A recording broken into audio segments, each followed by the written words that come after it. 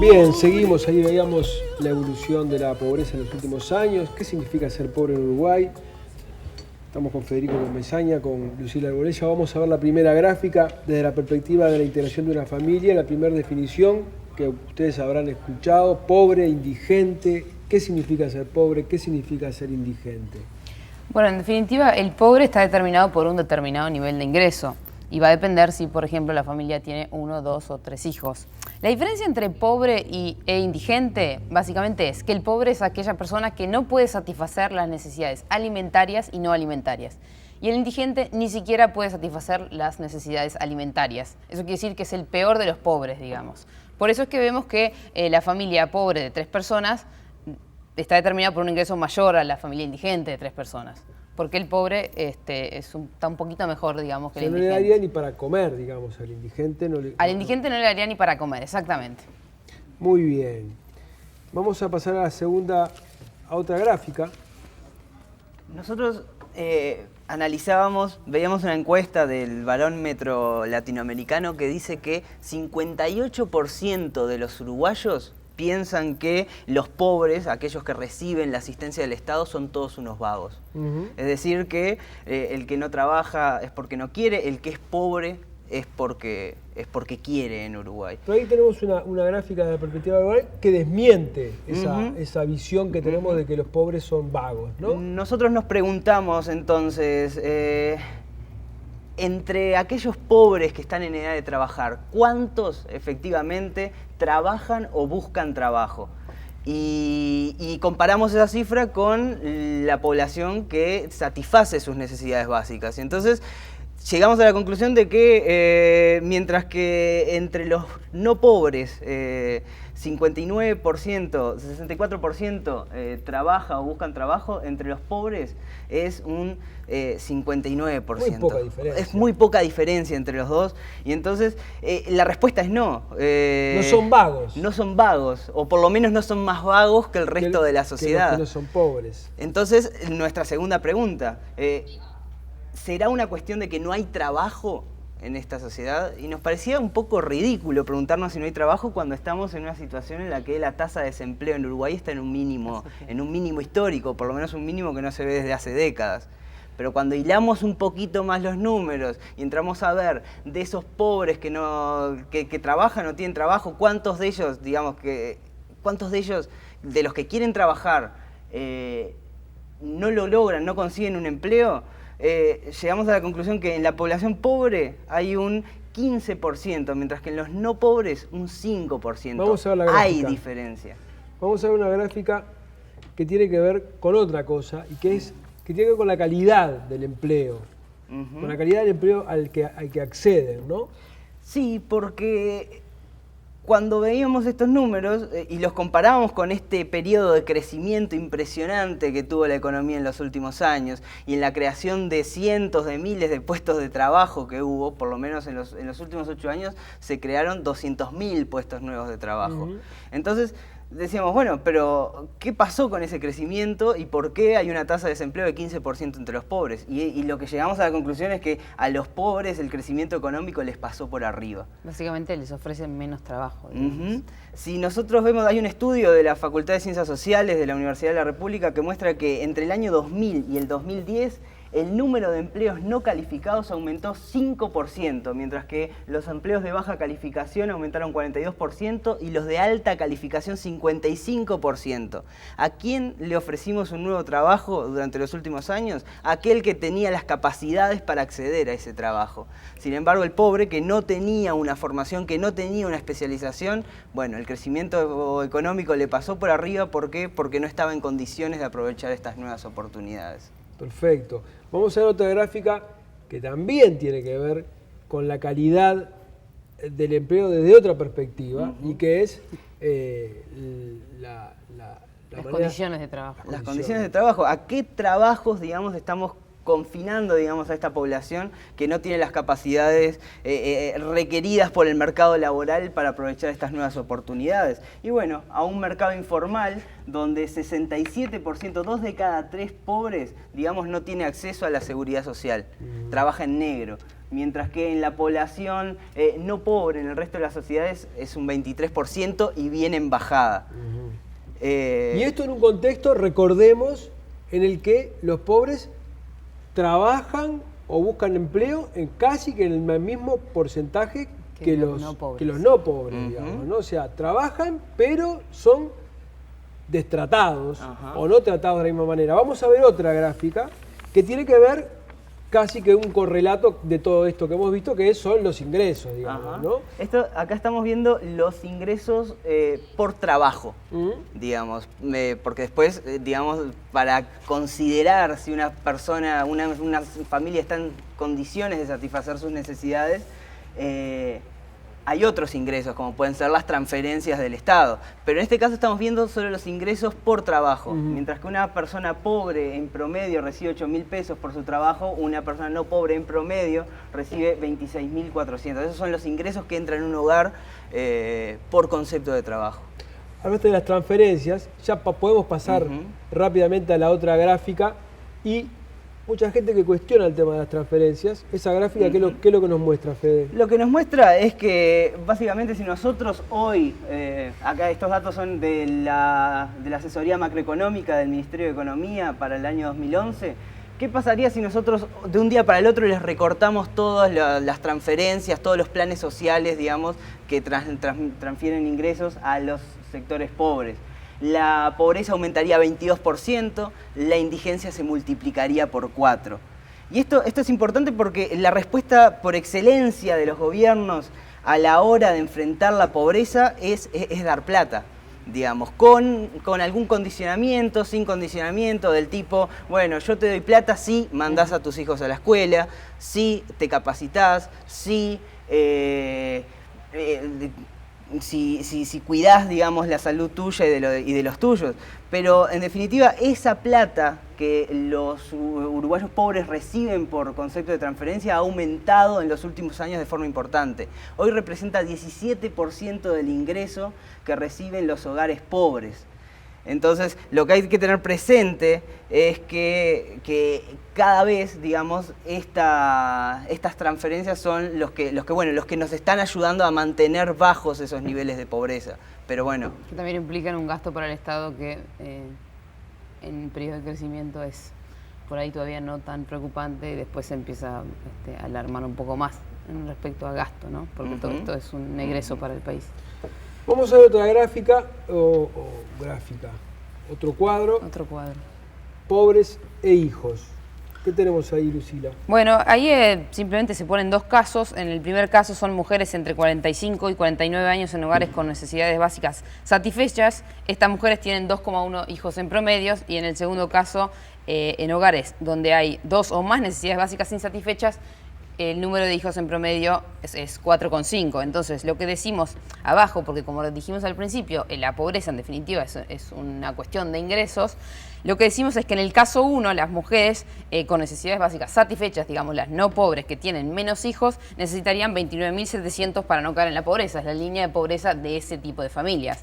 Pero en cambio, para la otra familia, que no solo tiene necesidades básicas insatisfechas, sino que además tiene más hijos, necesita 44.100 pesos. ¿Por qué? Porque tiene que satisfacer necesidades que no están satisfechas hoy, y además porque tiene más hijos que sacar de esa pobreza, digamos. Entonces, acá se ve como un poco lo paradójico, lo todavía más preocupante o alarmante del tema, y porque hay que enfocar un poco las políticas, bueno, no solo a lo que es dar dinero, sino ver además cómo se gasta y educar un poco en lo que es el gasto.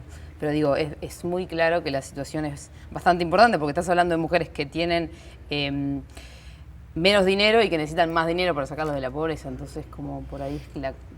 Vamos a volver a la gráfica con la que arrancamos todo esto, a la gráfica que se veía a los gobiernos. Ahí tenemos todos los gobiernos después de la dictadura, luego de la democracia. Yo no sé, cuando la veíamos en la producción, yo decía, bueno, la primera lectura que uno puede hacer es, eso acompaña los ciclos económicos, ¿no?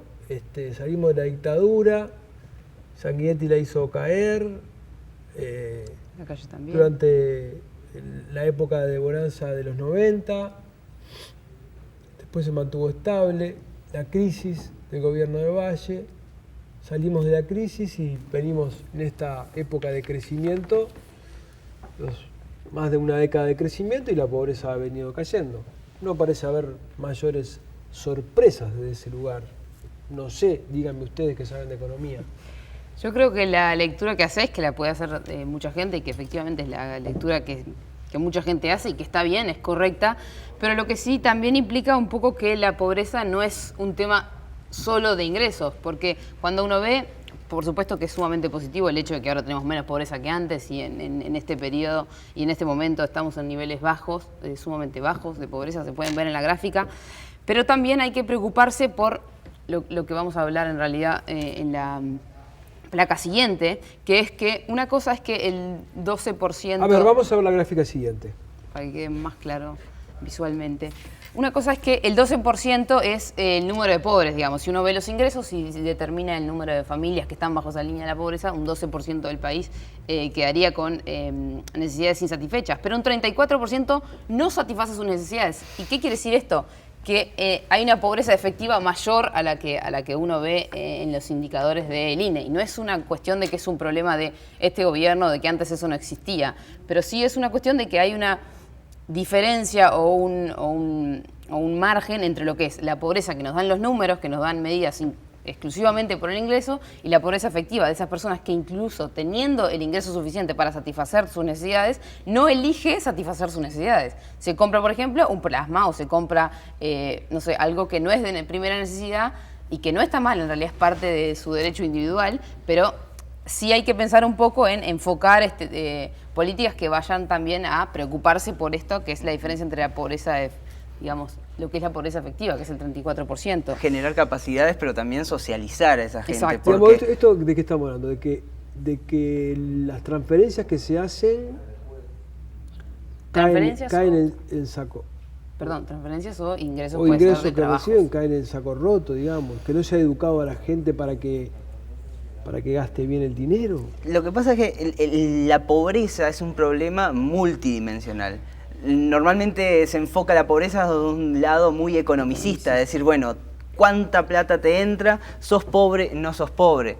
Pero muchas veces la pobreza tiene un componente social, tiene un componente cultural, educacional, que por más que entre más plata en ese hogar, la condición de pobre se mantiene, porque la forma de vida se mantiene de esa gente. Entonces, las políticas sociales deberían estar enfocadas por dos lados. Por un lado, como decíamos antes, generar capacidades para poder adentrarse en la dinámica laboral, del mercado laboral, pero también generar prácticas y condiciones que permitan, digamos, mejorar efectivamente la calidad de vida a gente que realmente no conoce otra cosa muchas veces que las condiciones en las cuales vive.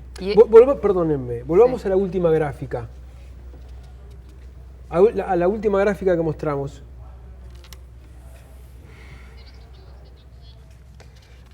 Lo que estamos diciendo ahí es que hay un 12% que no puede satisfacer... Que no tiene ingresos suficientes. Que no tiene ingresos suficientes para satisfacer sus necesidades. Ya sea vía transferencias o empleo. Por el dinero que reciben. Uh-huh.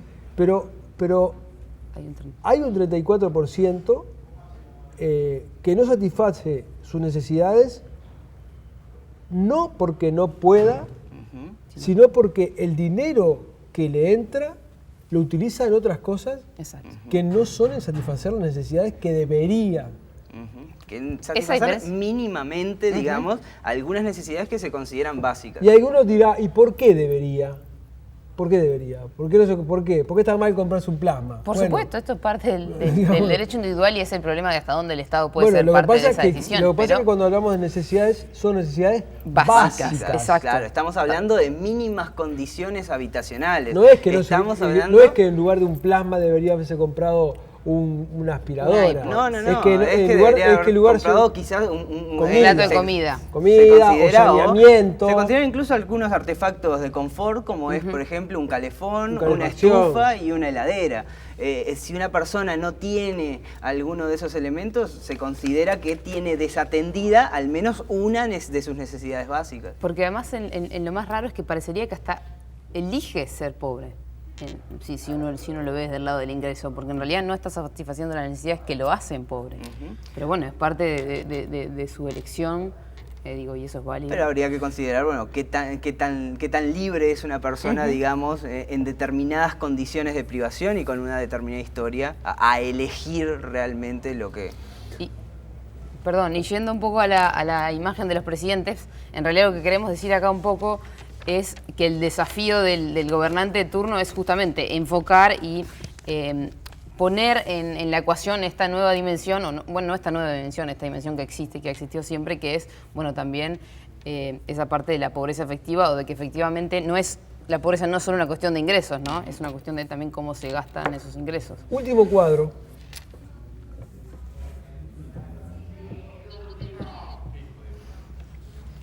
Nosotros nos preguntamos si realmente la sociedad le da al problema de la pobreza la dimensión que tiene. Y por eso nos detuvimos a pensar en el problema quizás más sensible para una sociedad, que es la pobreza infantil. Entonces lo comparamos con otros temas que andan en la agenda pública y que andan también en la preocupación de la gente. Y siguiendo un poco un planteo que hizo un sociólogo, Rafael Weiss, en los 90, y actualizando los datos a hoy, nos preguntamos, bueno, a ver, ¿qué tan peligrosa, qué tan riesgoso es nuestra juventud, nuestros niños, para nuestra sociedad? Y entonces ahí sacamos la cuenta y bueno, 3% de la población en los últimos 12 meses fue víctima de algún tipo de delito que fue generado por niños o adolescentes. Y después nos preguntamos lo otro, ¿qué riesgo representa la sociedad para los niños? Y ahí, bueno, vemos el dato de que 23% de los menores de 18 años viven en situación de pobreza. Y bueno, vamos a quedarnos con esa cifra. Eso implica que la sociedad es 7 veces más riesgosa, más peligrosa para los niños de lo que los niños son para nuestra sociedad. 7 veces. Y sin embargo, ¿ustedes creen que eso se refleja en la opinión pública y que es hoy, digamos, parte de la preocupación de la gente con la dimensión que tiene ese problema? Dejemos la pregunta planteada, muchachos. Bueno, Yo les quedo muy agradecido. Lucila, fue un enorme placer trabajar contigo todo este tiempo. Gracias, igualmente. Y creo que te va a encantar, porque en definitiva, si uno no puede transmitir la economía, me parece que no tiene mucho sentido. Ese fue mi aprendizaje de la televisión. Te deseamos mucha suerte por allá, por Harvard. Bueno, y haré lo posible. Nos vamos a encontrar en la vuelta. Muy bien. Fede, bienvenido y Muchas gracias. Vamos a seguir instruyendo. Deleitando con la economía. Gracias a ustedes por haber estado ahí. Los esperamos el jueves próximo. Hasta entonces. Chao.